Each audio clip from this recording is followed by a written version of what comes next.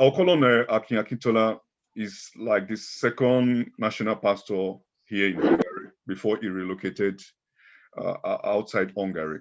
We both worked together. I think I remember mentioning him to you guys when I was at the camp 2 years ago.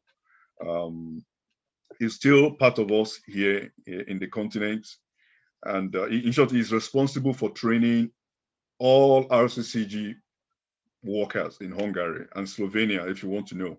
And majorly all of these ministers used to be campus students like you. And now most of them are established, most of them are in their various places of work, and they are now coordinators of the Redeemed churches across this part of the world. So you will hear more from him. So let's welcome Akin Akintola. Baraki, over to you, please. Okay, can you hear me? Yes, we can hear you. Okay, so you will pardon me. I will try to maybe share a few slides if I may. They might not be complete, a complete set of works yet, but I like to have something to guide, sort of guide the discussion. Let me see if I can share here. Okay, so while I'm sort of trying to share this, I'll give a few words about myself. So obviously my name is Akin Akintola. I started off, I grew up in Nigeria. I lived most of my life in Nigeria. I grew my career in Nigeria, and then God gave me the opportunity then to I think extend that outwards. I don't know which one of the screens I'm sharing. The future perspective of the modern generation, the one with face cap. Okay. That's the one. All right. So let me. I hope you guys are blessed as we go through this. So so about myself, I worked in Nigeria for up until I think 2008.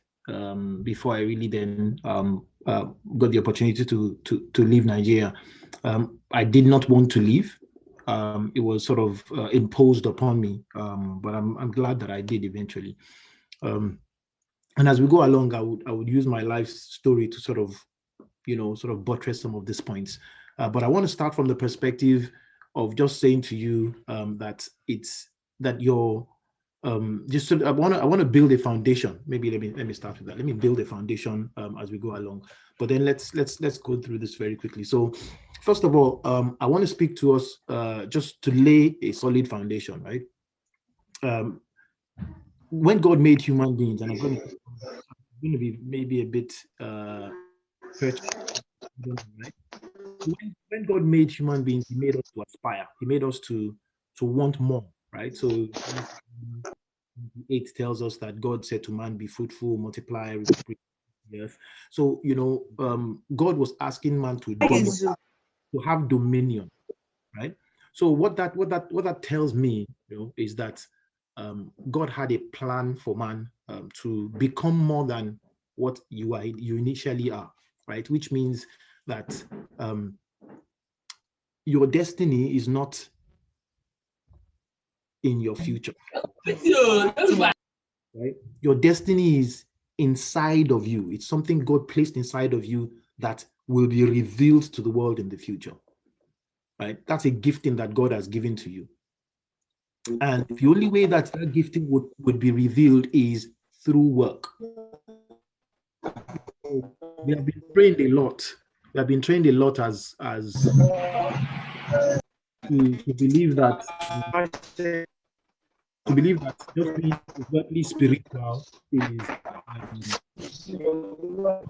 what man was made to do. I tell you that man was made to work, right? Okay, so I think someone is now writing stuff on my screen. So man was made to work, right? Man was primarily made to do something. So if you go to Genesis chapter 2, verse 2, God Himself worked, right? That's the first thing that God did. 6 days he worked, and at the 7th day he rested, right? And then if you go to verse 15 there, God then tells man, he says to man that he placed man in the garden and told him to work the garden. Why am I saying all of this? I'm saying this so that we understand that there's a perception in the younger generation, right? You just hit it, that things just, you make one deal and everything happens, but I want to prove it to you. I want to put it to you that God made it in God. It's important for man, for God, that you work, that you grow, that you don't make it in one instant, right? And I think it's a myth that really needs to be busted. So that's the first thing. Then I want to go to where I want to talk to a bit about, sort of link that what man was made to do and the gifting that God put inside of man. I want to link that to sort of how we develop ourselves, and how you expect to grow career wise, or to develop financially, because I think that's a lot of reasons why people work. Is because you want to earn something, right? And that gift is only good if you develop it, if you become highly skilled at it, right? I can give you lots of sort of scriptural background for this, but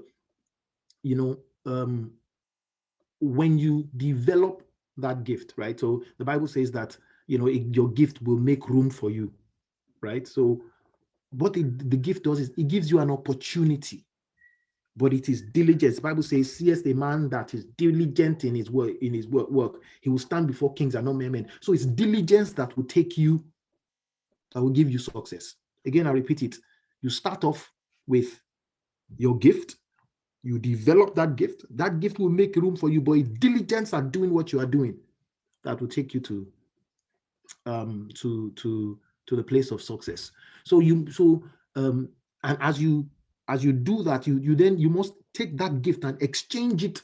You find a means of exchanging it, and that's what and the means of exchange is how you deliver value to somebody else. Again, now I'm not really talking about your career yet. I'm just talking about things that you need to have as your background, as the way of thinking. Because if your thinking is wrong, I can give you all the career tips in the world. It makes no difference. So let's deal with the way you think. So what I'm saying basically is that you hone that gift, you develop that gift, and you use it to deliver value to the world. You serve that value to the world. And it's in being able to deliver that value to the world is when you get remunerated. That's how you make money. You can do it either in a job, right? Or you can do it by running a business of your own or something of the sort, right? But the important thing is that you develop your gift to a point where it's able to command a remuneration. It's able to command some sort of return from people. Yeah.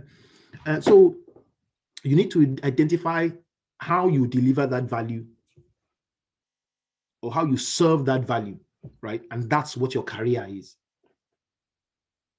Your career is how you take that value, right? And how you say, okay, this is what God has put inside of me as a gift. This is what I can do. And then how you deliver that gift to the world, how you deliver that value to the world. That is what your career is.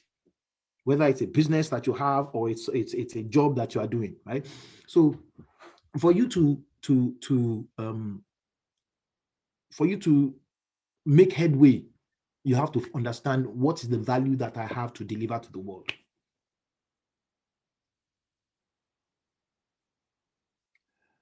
Right? And is that value enough? Does it give people a compelling reason for them to give me something? And I can talk about this for a long time, where I can talk about how who you are delivering that value to determines the level of remuneration you will get. Let me give you a simple example. If I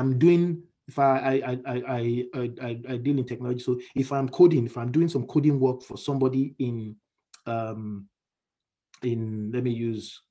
Calcutta, for instance, right?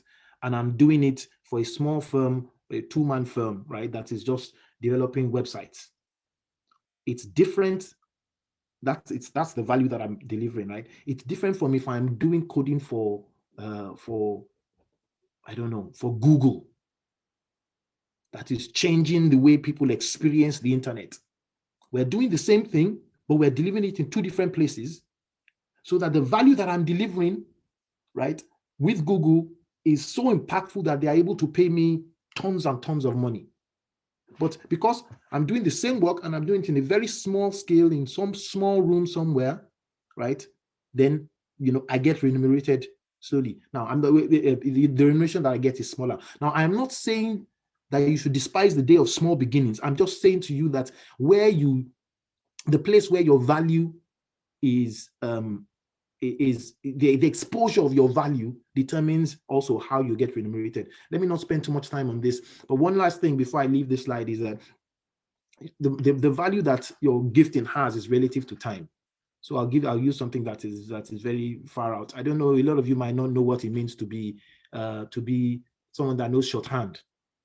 You know, us older people will know what shorthand means. Shorthand in the old days, you would have someone that would dictate something to you. A manager would dictate, and secretaries will write it in shorthand, right? So that they can now go and type it out on the typewriter, right? Even the skills of on a typewriter, right? Now it's not a major skill anymore. In the old days, it was very important skill that people needed to have. Right? So at the end of the day, right? What's important is that your skill must be current. The value, in order for you to be able to deliver value, the skills you have must be current. It must be current. It must be something that is useful for here and now, right? There are some coding languages that were very important in the past, right? But now they're not as important anymore. They are the foundation of the internet, but they are not as important as, you know, as some of the newer languages that we have now. Let me jump to a point where I can now talk about some of these things. So you need to develop yourself. And I think that's the challenge. So instead of spending all your time on Facebook and Instagram and just scrolling through those things, use that internet, leverage online platforms. I've written here, I said, you must elevate your value to the point where it cannot be ignored, regardless of your race, your gender, your location, your background. In the next slide, I'll tell you about some of these, some online platforms that you guys might already know. But what I think the important thing that I'm trying to say is that where you are now, regardless of whether you have moved or you are moving to a what's it called,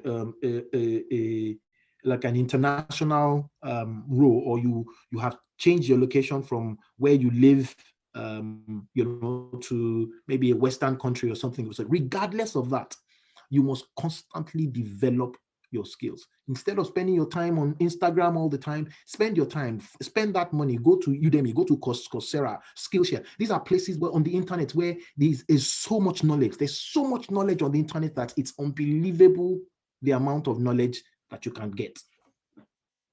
Right. So if you hone yourself and you develop your skill, you develop it to a point where no one cares about your race, no one cares about your accent, no one cares about your location, no one cares about your background. It doesn't matter anymore. It's about how much value can this person deliver to you.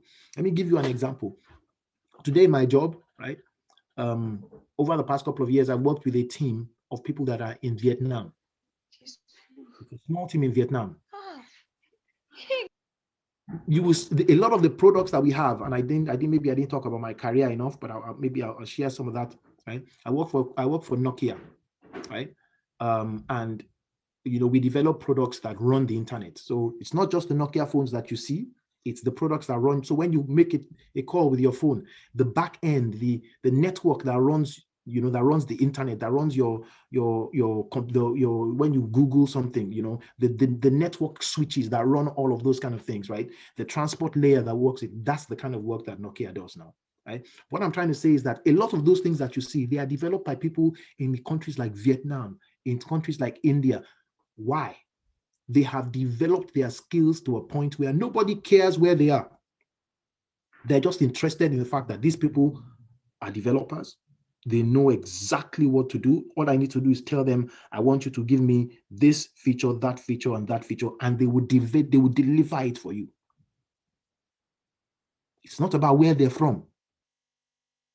You know, all you need is one person that can speak English in the entire team. We don't care if the entire team cannot speak English. And I do this today, right?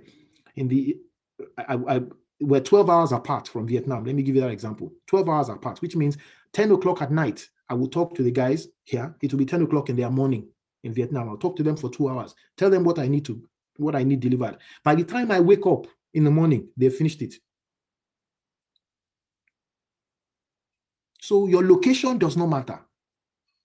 It's how much value have you built in yourself? How are you able to leverage that value to command some sort of returns, right? And a lot of these guys learned it on the internet. Like I said, there are tons of places where you can go to do this, right? I only put these ones there because, you know, they are very generic. But if you are looking at technology, there are specific ones for technology. If you are looking at things like what's it called?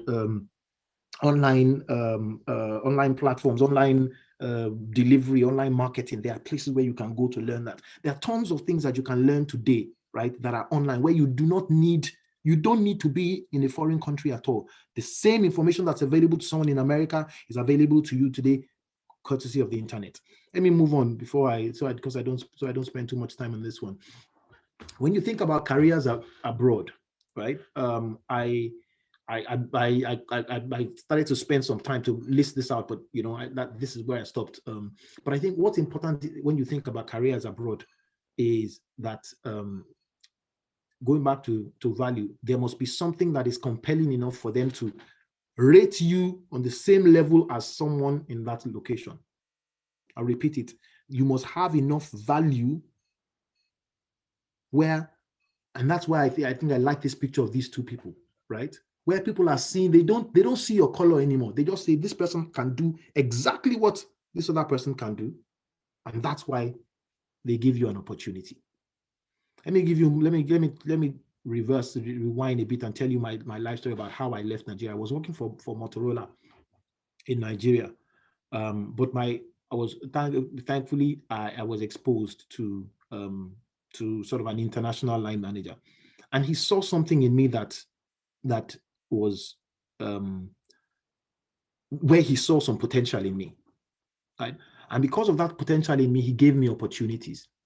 Remember what I said, your gift will make room for you. He gave me opportunities. And the opportunity was unique to me, right? Because I lived in Nigeria. I lived in an environment where everything is not properly defined as it is in the West. And they needed someone to go to Pakistan. Listen very carefully. Pakistan, a country where they had a lot of how do you call it? Where they had a lot of issues, and culturally, Pakistan and Nigeria had similar cultures. Karachi is just like Lagos. A lot of hustle and bustle, you know, and all of that. So they just took me and dumped me inside of Pakistan and said, go and solve our problems there. And it took me about a year. I solved those problems, and that was the end of my, you know, they just decided we can no longer have you staying in Nigeria. You know, we need to take you somewhere where you're able to deliver more value, where you're able to look at more, where you're able to do more. And then they said, okay, come and look after Middle East and Africa. Right? And then after that, the next step, you know, I got, again, other opportunities. Look after Middle East, Africa, Europe, and Latin America. What am I saying? I'm saying to you that when you just all you need is that opportunity. If you have honed your skill to the point where you are able to use it to deliver value at par with everybody else, then those doors will open for you. And if you are prepared at that point, then you insert yourself into it, and the sky is the limit. Let me talk about so if you you know, I think the first speaker talked about, you know, when you move abroad and you have maybe you go to study abroad. It's important that if you do study abroad, internships. I would say internships. What internships give you is they give you an opportunity to experience the workplace and what it would look like when you come out of the university system. Right? It gives you that initial opportunity to experience it and get to know how things work aside from just the experience that you get from a technical standpoint, or from like an on-the-job type of learning. It gives you an ability to experience, what does a workplace feel like? How do I communicate with people at work? How do I relate with other people, right? How do I take my cultural biases and not allow those cultural biases to influence the way I relate to other people, right? And how do I deal with cultural bias when people are dealing with me, when people are relating to me? All of these kind of things, you experience it up front, so that by the time you leave the workforce, you are equipped to be able to leave the school environment. You are equipped to be able to address these things. Now, I would say to you, regardless of where you are, find a good place to do an internship. Whether you are in Nigeria, in Ghana, in Ivory Coast, any country you are in, whether you're in Europe, find a good place to do an internship. When I was in Nigeria, my first internship was with Julius Berger, and it changed the way I saw construction, because that was I started off with construction. It changed the way I saw construction from the very get-go. Let me move forward. I don't know how I'm doing for time, but let me try and close very quickly. No, that's fine. I'll give you additional 5 minutes of grace. Thank you. So then, internationally, God has made it so that your generation has walked into a gold mine, because the impact of diversity on international hiring has opened up so much opportunities for your generation, where a lot of us struggled in the past, where that bias was automatically there for people of color, for instance, or people that come from like third world countries, where that bias was initially there. But the fact that now people are embracing diversity means that people are willing to look out for, they are willing to see a different perspective to things, and they open up doors for you. Pastor Mike was talking about Budapest. When I joined the company in Budapest, I was the only black man. Right? There were 7,000 employees in Budapest. I was the only black person. Eventually, another person joined, another person joined, another person joined. Today, right, there are tons of people that have joined that are black, not only Nigerian, but from all over. The important thing that I'm trying to get at there is that, that opportunity exists. That opportunity exists. Now people embrace it. Where before, you would have been an anomaly, just one in a 1,000. Now they allow it. People embrace it. They want it, right? So that's an opportunity for you that you can tap into, right? And then, regardless of whether you get this kind of opportunities or not, right? Because now I'm talking about, because you're starting your career, right? The way I would talk to you is different from the way I would talk to an experienced hire, right? An experienced hire is someone that has several years of experience, that has worked in a work, that has work experience, and knows what to do. The way I would talk to that person is completely different from the way I would talk to you. So what I'm saying to you is, before, whether or not you again get the opportunity to leave your country and go to a Western country to do to further your education or whatever it is, I think it's important that you get yourself involved in the gig economy. The gig economy opens up opportunities for you as an individual to start to do international work, even though you are local, right? If you go to some of these sites, right, Upwork, for instance, there are people from all over the world who say, I'm a graphics designer. I charge $10 per hour. How much is $10 per hour in Naira? How much is that in rupee, right? It's more significant than it is for someone in the US or in the UK or whatever it is. So they are willing to pay people from somewhere across the world to do a job for them that would cost them 10 times or 5 times the same amount in their local country. And that way, what you do is you build a portfolio, so that if you eventually want to work for someone, right, then you have something to show. So while you are in school, you're already doing some sort of work, anything. And a lot of the work that you obviously be able to do that way is digital. What I'm saying is to start to do something today towards that career that you want to build. Right. So I'm going to stop here. And I think what I just wanted to sort of convey to you is the fact that, first of all, there's more to you than meets the eye. There's more to you today than meets the eye. What you see of yourself today is not where is only a starting point, is a seed. That's number one. Number two, in order for you to get to where you need to go, you need to identify what value can I give to the world, and start to grow yourself in that area. Start to develop yourself in that area. Invest yourself and your time in it. They say that the scarcest resource that you have in life is time. If you waste it, you have wasted yourself.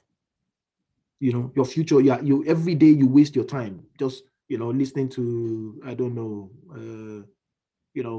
music or whatever it is. Every day you just spend time just doing that, laying about, not doing anything.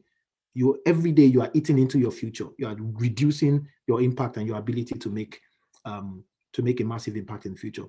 The last thing then is, start now, start today, start small. Don't wait until the future. Don't wait until you get overseas. Start today. There are sources you can use to develop yourself, and there are sources you can use to already start to grow your career today. God bless you.